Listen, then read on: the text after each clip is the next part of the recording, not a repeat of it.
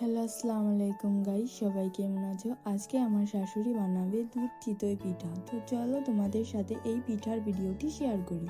পিঠাগুলোকে যেহেতু দুধ ও খেজুরের গুড়ের মধ্যে ভিজানো হবে, তাই খেজুরের গুড়গুলোকে ভালো করে জাল দিয়ে নিয়ে নিচ্ছে। অনেকে কিন্তু এই পিঠাকে ভিজানো পিঠাও বলে থাকে। তোমরা এই পিঠাকে কি নামে বলো?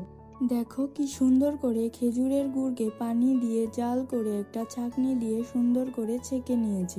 এখন এই খেজুরের গুড়কে চুলা থেকে নামিয়ে রেস্টে রাখতে হবে। আর এদিকে আমার ননদ এখন পিঠা বানাবে।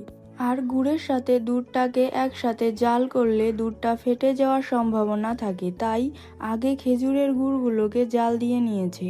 তাই খেজুরের গুড়ে পিঠা ভিজানোর পরেই দুধ দিলে বেশি ভালো হয়। আর পিঠাগুলোতে যখন বাবলস হবে তখনই ঢেকে দিতে হয়। এতে করে পিঠাগুলোকে খেজুরের রসে যখন ভিজানো হবে তখন পিঠাগুলো অনেক নরম হয় আর তাড়াতাড়ি ভিজে যায়। জাল দেয়া খেজুরের গুড়ের পানিগুলো যখন হালকা গরম হবে তখন আমার ননদ পিঠাগুলোকে দিয়ে দিবে। আমাদের পিঠাগুলো সন্ধ্যাবেলা তৈরি করা শুরু করেছে, তাই রাত হয়ে গেছে।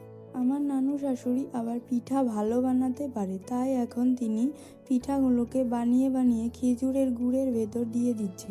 আর তোমরা কে কে পিঠাগুলো খেতে পছন্দ করো তারা কমেন্টে জানাও। দুধগুলোকে আগেই জাল করে রেখেছিল, এখন পিঠার মধ্যে দেওয়ার জন্য হালকা করে গরম করে নিচ্ছে। পিঠাগুলোর মধ্যে দুধ দেওয়ার পর সারা রাত রেস্টে রাখতে হবে, এতে করে পিঠাগুলো ভালো করে ভিজবে। দুধ চিতই পিঠাগুলো দেখতে অনেক সুন্দর হয়েছে। সবাই ভালো থাকবে। আল্লাহ হাফেজ।